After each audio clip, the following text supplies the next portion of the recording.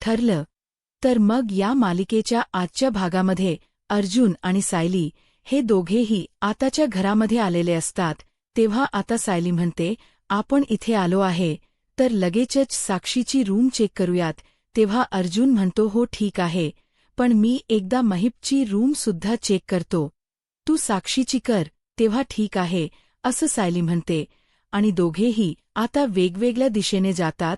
इकडे सायली आता साक्षीच्या रूमकडे जात असते, पण तिच्या मनात जरा वेगळीच धाकधूक असते. अर्जुन मात्र आता महिपच्या रूममध्ये जातो सुद्धा आणि लगेच हाताला हड ग्लोव्ज लावतो जेणेकरून इथे कुणाला काही कळू नये म्हणून.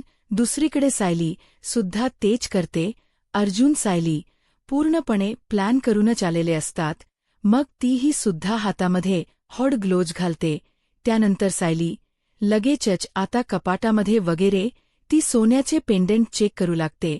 पण तिला आता आठवतं मागच्या वेळी तर सर्व पेंडंट वगैरे तिथे ड्रॉवरमध्ये होते, म्हणून तीच लक्ष त्या ड्रॉवरकडे जात आणि त्यानंतर तिला हेही आठवतं की त्या लॉकरच्या चाव्यासुद्धा तिथेच आहेत, म्हणून ती आता त्या चाव्या घेण्यासाठी तिथे गेल्यानंतर सर्वात अगोदर त्या चाव्या शोधू लागते. मग दुसरीकडे अर्जुनसुद्धा फाईल महिपच्या रूममध्ये चेक करत असतो जेणेकरून आपल्या केसबद्दल काही पुरावे सापडतायत की काय. तर दुसरीकडे सायलीसुद्धा आता प्रत्येक कप्पा चेक करू लागते.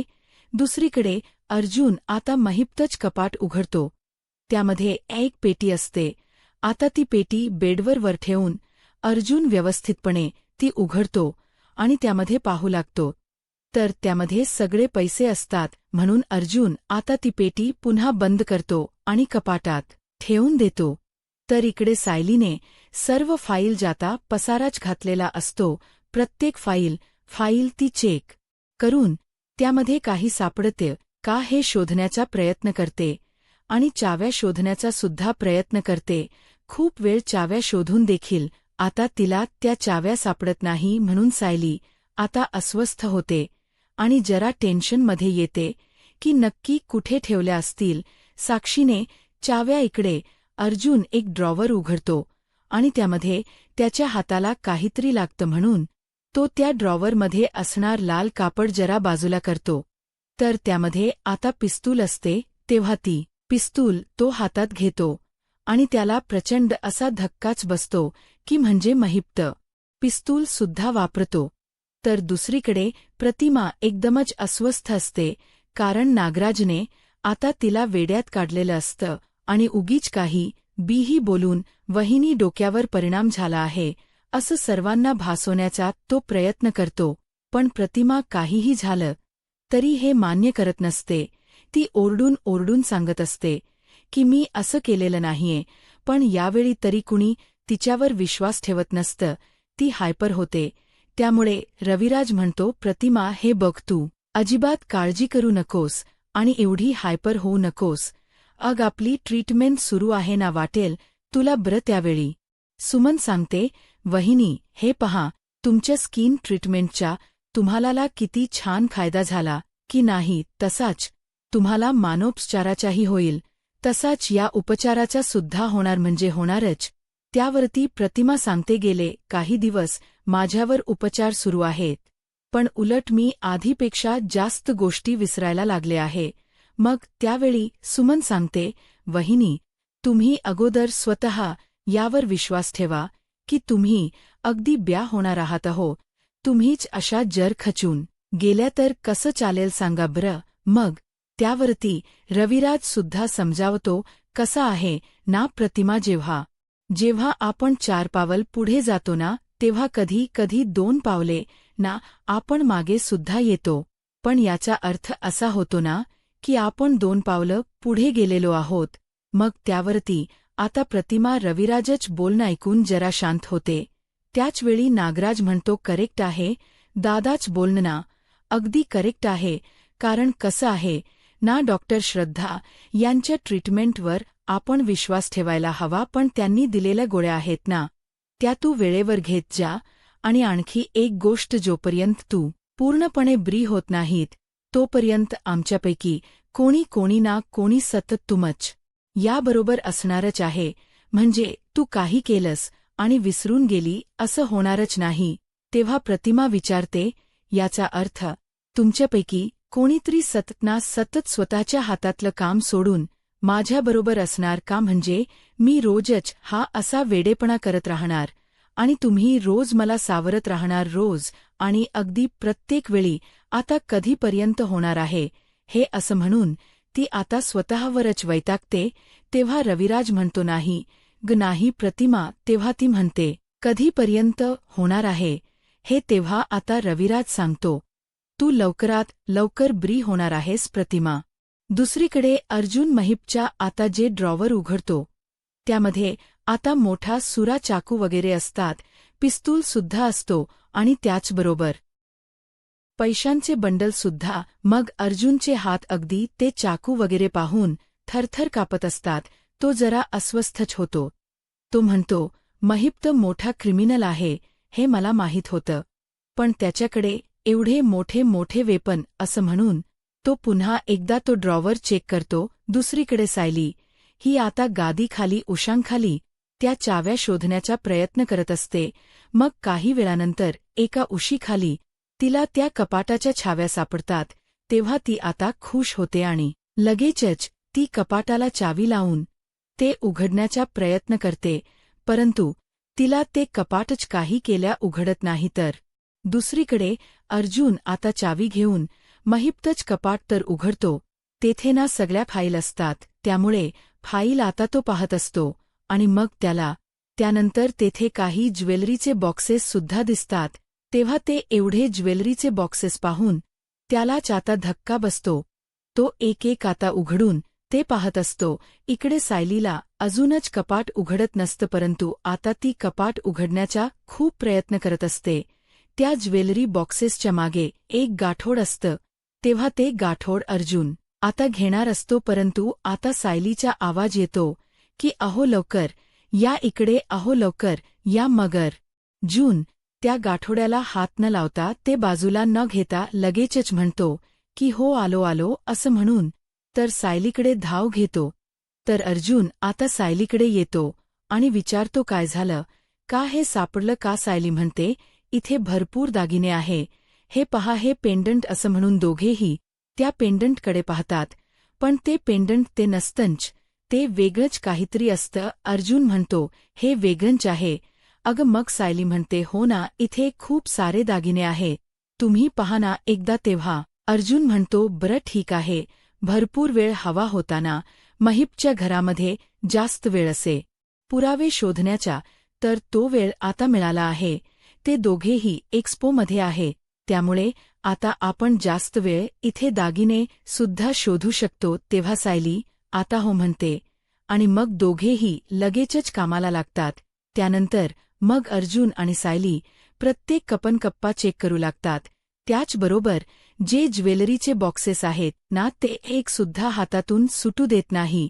इकडे आता साक्षी बरोबर बोलताना प्रियाला बरोबर आता प्रतापने रंगे हात पकडलेलं असतं, त्यामुळे आता प्रताप तिची चांगलीच कान उघडणी करत असतो.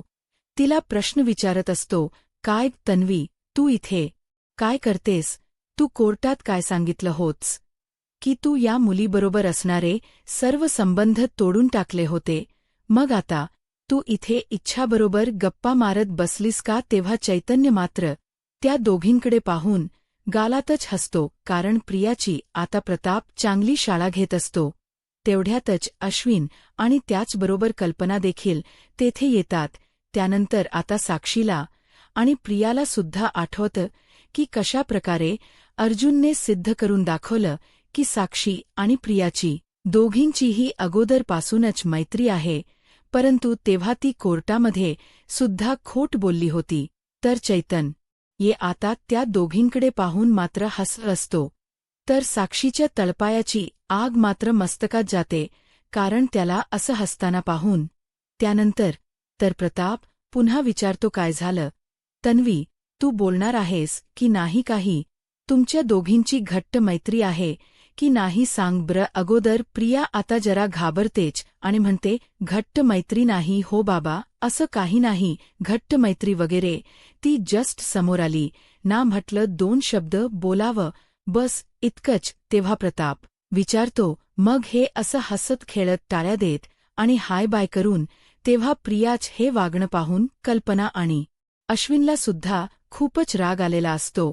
मग पुढे आता प्रताप विचारतो, तो काय तू कुणाबरोबर मैत्री करतेसच्या बापाने आपल्याला खूप त्रास दिलाय, त्याच मुलीबरोबर तू बोलतीये का. त्यावेळी कल्पनासुद्धा आता चिडते आणि विचारते, काय तन्वी, तू हे काय बोलतीयस. तू या मुलीबरोबर असं एकमेकींना टाळ्या देत गप्पा मारतीये का. त्यानंतर साक्षीच आता बोलते, ओ माय गॉड, तुला एक छोटीशी मदत काय केली तर मला आयुष्यभर पस्तावल्यासारखं होतेस. म्हणून ती सर्वांनाच सांगते, बाय द वे, तुमच्या या फॅमिली ड्रामामध्ये ना मला काडी मात्र सुद्धा इंटरेस्ट नाहीये, सो तुम्ही हे कंटिन्यू करा. असं म्हणून ती तेथून जाते.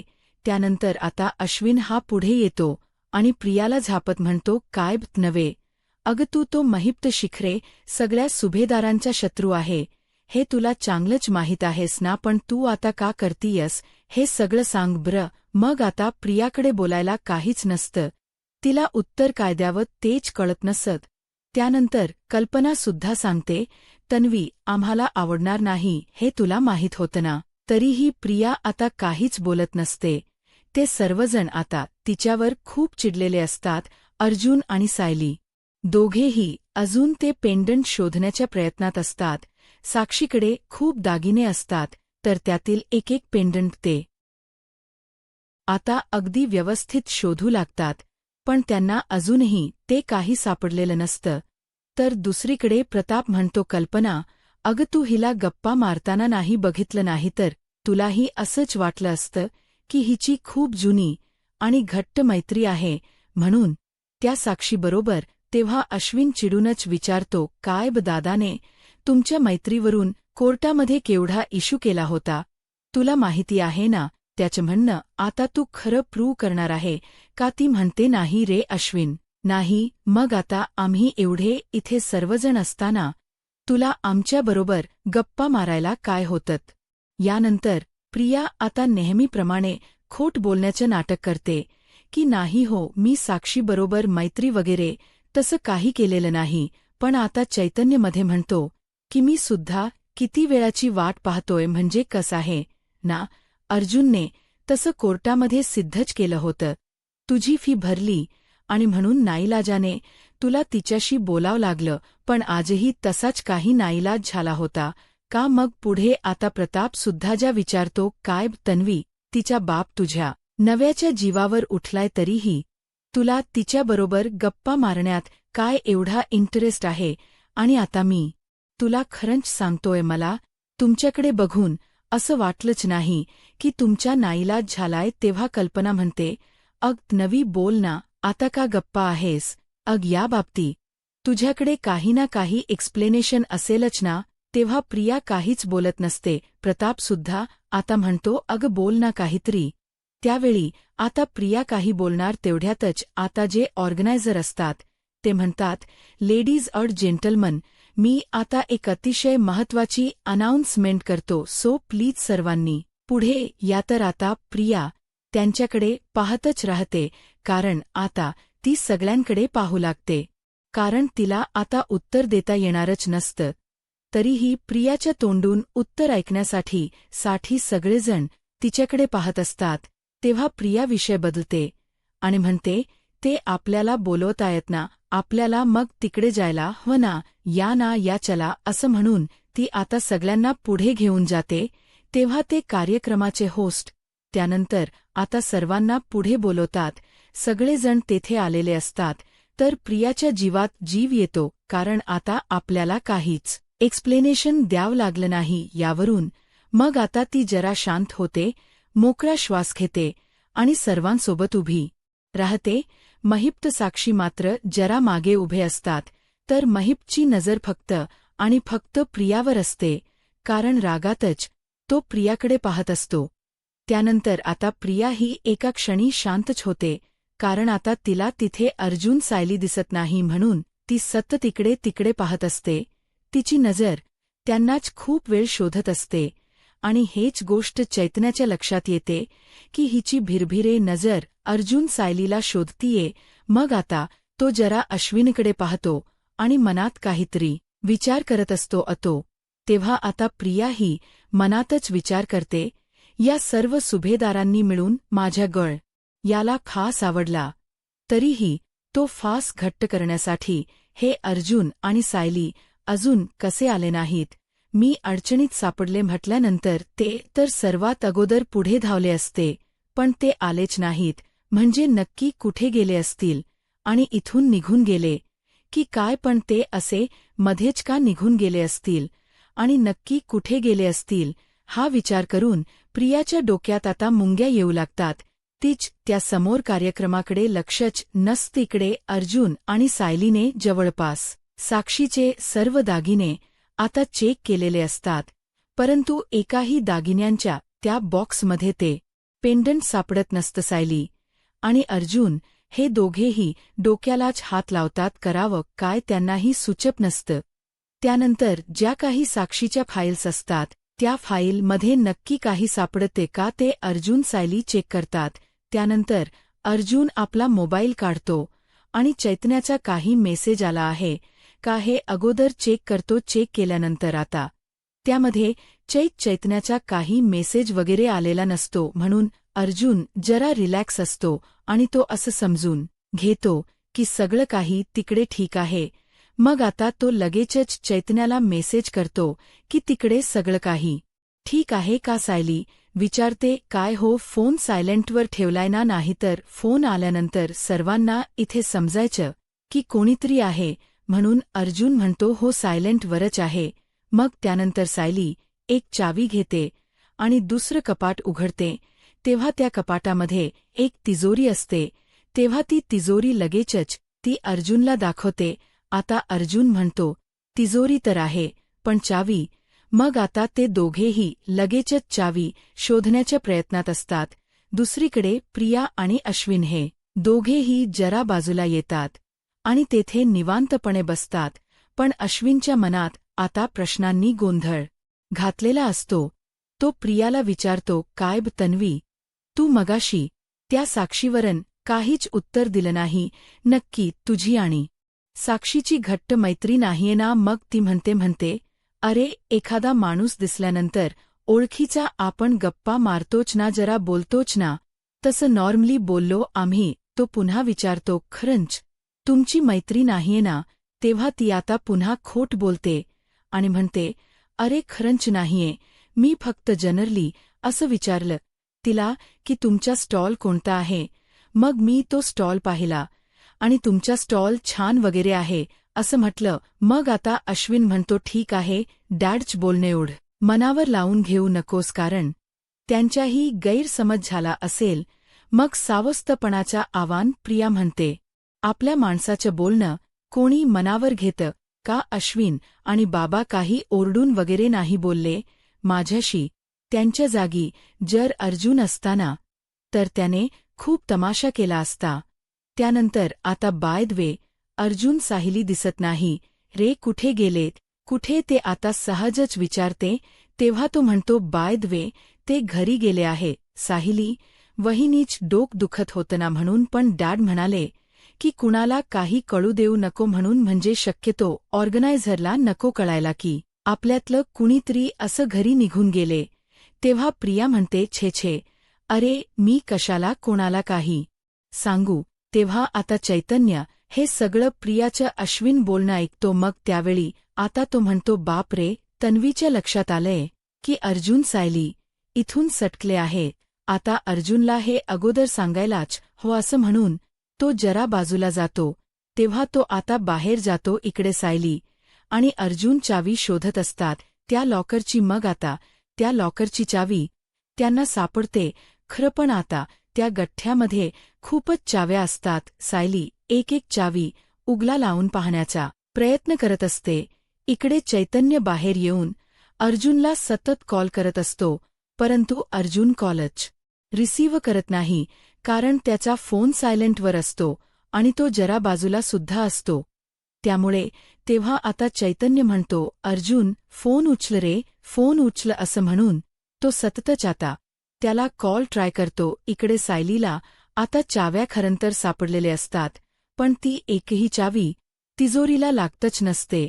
त्यामुळे अर्जुन आता डोक्याला तो म्हणतो चावी इथेच कुठेतरी असेल, आपल्याला शोधायला हवी. इकडे अर्जुन आणि सायली मात्र आता अजूनही